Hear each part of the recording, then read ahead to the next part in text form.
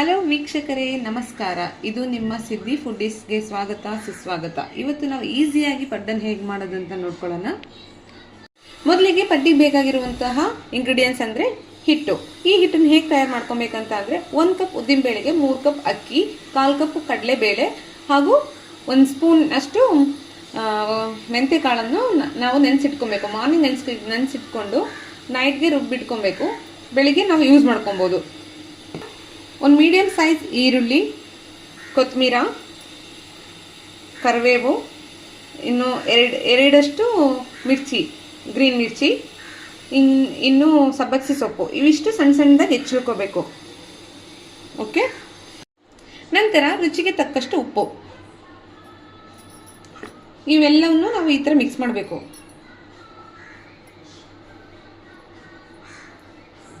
ಈ ರೀತಿಯಾಗಿ ಒಂದೊಂದೇ ಹಾಕ್ಕೊಳ್ಬೇಕು.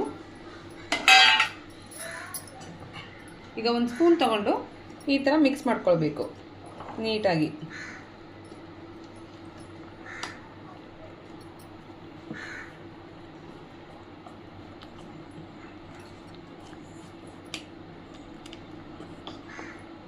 ಹಿಟ್ಟು ನೀಟಾಗಿರಬೇಕು. ಜಾಸ್ತಿ ತೆಳ್ಳಗೂ ಇರಬಾರ್ದು, ಜಾಸ್ತಿ ದಪ್ಪಕ್ಕೂ ಇರಬಾರ್ದು. ಈ ರೀತಿಯಾಗಿ ಕರೆಕ್ಟಾಗಿರಬೇಕು.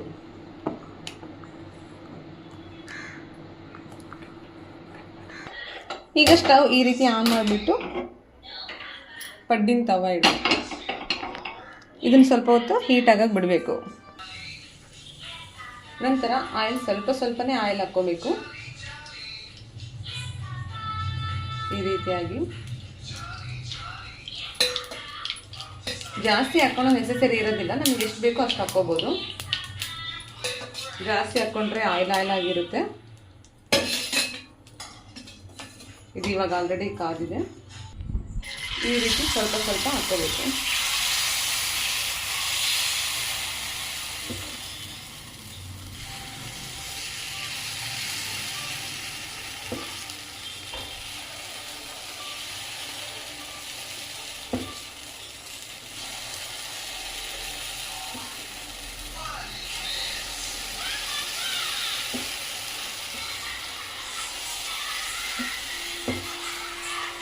ಸ್ವಲ್ಪ ಹೀಟ್ ಆಗೋಗಿ ಬಿಡೋಣ. ಇವಾಗ ಈ ರೀತಿ ಮುಚ್ಚಳವನ್ನು ಮುಚ್ಚಿಬಿಟ್ಟು ಒಂದು 5 ಮಿನಿಟ್ಸ್ ಬಿಟ್ಬಿಡಿ. ಮೀಡಿಯಮಲ್ಲಿರಲಿ, ಚೆನ್ನಾಗಿ ಬೇಯುತ್ತೆ. ನೋಡಿ ವೀಕ್ಷಕರೇ, ಈ ರೀತಿಯಾಗಿ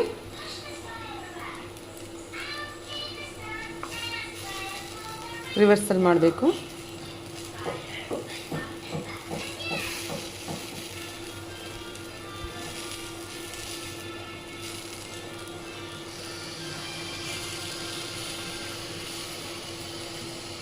ನೋಡಿ, ನಮ್ಮ ಪಡ್ಡು ಇವಾಗ ರೆಡಿಯಾಗಿದೆ. ನೋಡಿ ಎಷ್ಟು ಕ್ರಿಸ್ಪಿಯಾಗಿ, ಎಷ್ಟು ರೋಸ್ಟಾಗಿ ಚೆನ್ನಾಗಿ ಬಂದಿದೆ. ಬಿಸಿ ಬಿಸಿಯಾದ ಪಡ್ಡು ರೆಡಿ. ಸವಿಯಲು ಸಿದ್ಧವಾಗಿದೆ ಚಟ್ನಿ ಜೊತೆ. ನೋಡಿ ಎಷ್ಟು ಕ್ರಿಸ್ಪಿಯಾಗಿ ಬಂದಿದೆ, ಒಳಗಡೆ ಎಲ್ಲ ಎಷ್ಟು ನೀಟಾಗಿ ಬಂದಿದೆ.